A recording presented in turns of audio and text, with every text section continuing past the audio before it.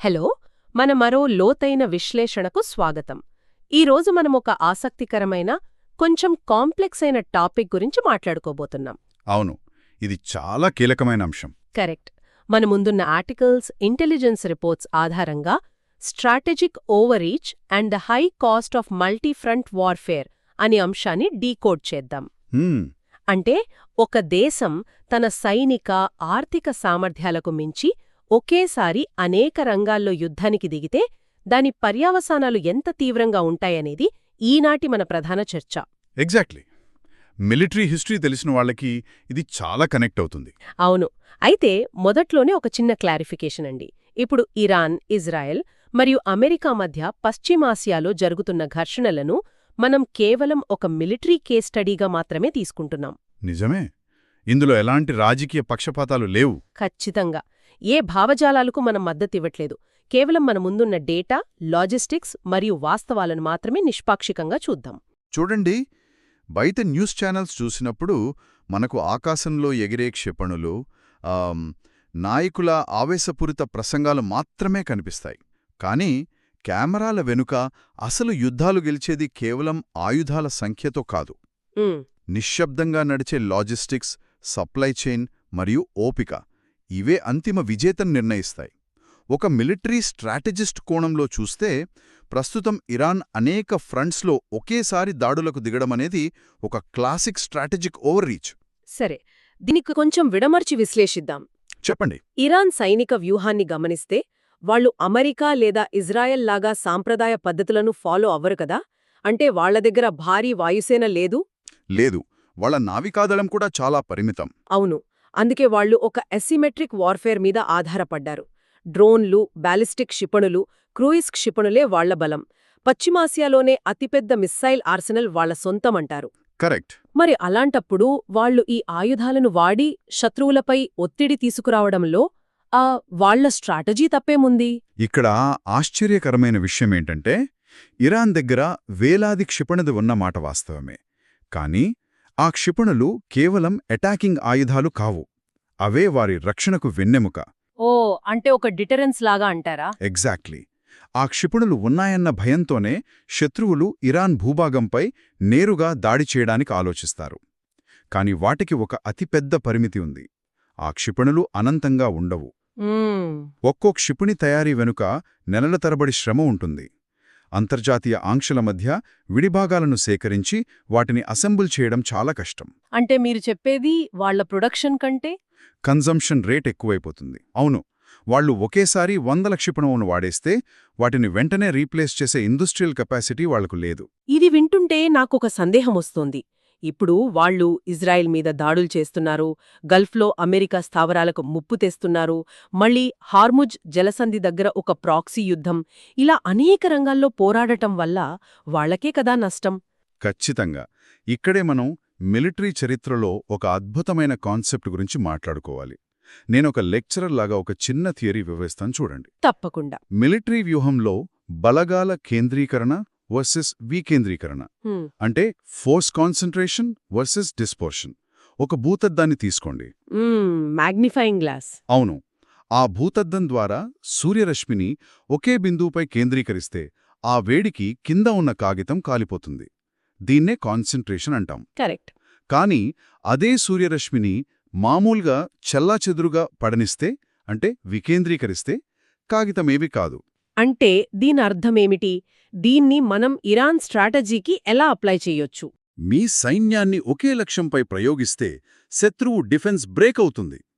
కాని అదే బలాన్ని 5-6 చోట్ల డిస్పర్స్ చేస్తే ఇంటెన్సిటీ తగ్గిపోతుంది.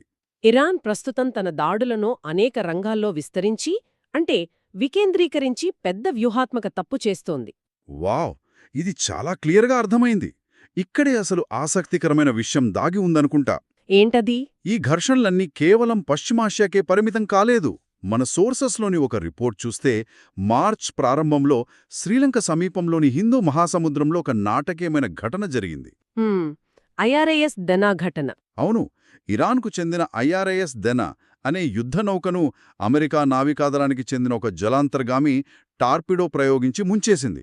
మిడిల్ ఈస్టుకు వేలాది మైళ్ల దూరంలో ఇలా జరగడం అనేది దీన్ని మనం విస్తృత కోణంలో చూస్తే అమెరికా గ్లోబల్ రీచ్ ఏమిటో అర్థమవుతోంది.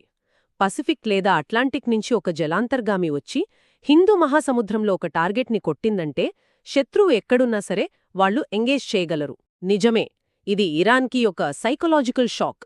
కానీ ఇక్కడ నాకో డౌట్. ఆ మునిగిపోయిన నౌక అంతకుముందే ఇండియన్ నేవీతో కలిసి కొన్ని విన్యాసాల్లో పాల్గొందిగదా? అవును, కొన్ని నావికా విన్యాసాలు చేశారు. మరి అలాంటప్పుడు దౌత్యపరంగా భారత్కు ఏమైనా ఇబ్బంది వచ్చిందా ఈ దాడివల్ల? లేదు, ఎలాంటి దౌత్యపరమైన ఇబ్బంది రాలేదు. ఎందుకంటే ఆ దాడి జరిగింది అంతర్జాతీయ జలాల్లో, మన ప్రాదేశిక జలాల్లో కాదు. ఓ, ఇంటర్నేషనల్ వాటర్స్ కాబట్టి మనకు సంబంధం లేదు. అవును, కానీ ఇక్కడ గమనించాల్సిన అసలు పాయింట్ ఏంటంటే ఇరానేమో తమ ఫోకస్ని ఇజ్రాయెల్ వైపు, గల్ఫ్ వైపు పెట్టుకునుంది.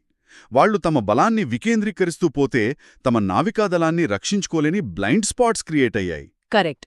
వాళ్ల సొంత నౌకను రక్షించుకోలేకపోయారు. అదే అమెరికా తీసుకున్న అడ్వాంటేజ్. ఒక దేశం ఇలా బహుళ మార్గాల్లో యుద్ధాలు చేస్తే వచ్చే నష్టమిదే. ఇది వింటుంటే నాకు చరిత్రలో జరిగిన కొన్ని సంఘటనలు గుర్తొస్తున్నాయి. మిలిటరీ హిస్టరీలో ఇలాగే కెపాసిటీని మించి ఒకేసారి మల్టిపుల్ ఫ్రంట్స్లో ఫైట్ చేసి దెబ్బతిన్నవాళ్లు చాలామంది ఉన్నారు కదా. ఓ, చాలా ఉన్నారు. ముఖ్యంగా రెండో ప్రపంచ యుద్ధం తీసుకుంటే అడాల్ఫ్ హిట్లర్ చేసిన తప్పు ఇదే. ఆపరేషన్ బార్బరోసా? అవును, జర్మనీ ఆర్మీ ఒకేసారి పశ్చిమ ఐరోపాలో బ్రిటన్తో పోరాడుతూ మరోవైపు ఉత్తర ఆఫ్రికా ఎడారుల్లో ఉంటూ సడన్గా సోవియట్ యూనియన్పై దండెత్తింది. మొదట్లో వాళ్లు రష్యాలోకి చాలా వేగంగానే చొచ్చుకుపోయారు కదా. మెరుపుదాడులు చేశారు, కానీ లాజిస్టిక్స్ దెబ్బకొట్టాయి. వాళ్ల సప్లై లైన్స్ వేలాది కిలోమీటర్లు సాగిపోయాయి. ట్యాంకులకి ఇంధనం లేదు. రష్యన్ చలికాలంలో ఇంజిన్ ఆయిల్ గడ్డకట్టుకుపోయింది. సైనికులకు కనీసం వింటర్ జాకెట్స్ కూడా వెళ్లలేదంటారు. అవును, సైన్యం ఎంత ధైర్యంగా పోరాడినా లాజిస్టిక్ సపోర్ట్ లేకపోతే ఓటమి ఖాయం. ఆ బహుళ రంగాల యుద్ధం వల్ల జర్మనీ తన సైన్యాన్ని, ఇంధనాన్ని హరించుకుంది. ఇంపీరియల్ జపాన్ పరిస్థితి కూడా అంతేగదా. పర్ల్ హార్బర్ దాడి తర్వాత ఒకేసారి అమెరికా, బ్రిటన్, చైనాలతో యుద్ధానికి దిగారు. ఎగ్జాక్ట్లీ. మన ఆర్టికల్స్లో ఒక మంచి వాక్యముంది, పారిశ్రామిక సామర్థ్యం ముందు అత్యాశ ఓడిపోయింది అని. Industry defeated ambition. Correct. Japan పైలట్లు అద్భుతంగా పోరాడారు. కానీ ఒక జపాన్ నౌక మునిగిపోతే దాన్ని మళ్లీ కట్టడానికి ఏళ్లు పట్టేది. అదే అమెరికా అయితే ఒక నౌక మునిగేలోపు 5 కొత్త నౌకలను తయారుచేసేది. వాళ్ల ఇండస్ట్రియల్ కెపాసిటీ అంత గొప్పది. వాళ్ల కార్ల ఫ్యాక్టరీలను కూడా మిలిటరీ ఫ్యాక్టరీలుగా మార్చేశారు కదా. అవును, కేవలం ధైర్యముంటే సరిపోదు. దాని వెనుక అంతులేని ఇండస్ట్రియల్ మజిలుండాలి. జపాన్ కూడా తన సామర్థ్యానికి మించి ఫైట్ చేసి పతనమైంది. అద్భుతమైన పోలిక. ఇప్పుడు ఈ చారిత్రక పాఠాలను మనం డైరెక్ట్గా నేటి పరిస్థితికి అప్లై చేసి చూద్దాం.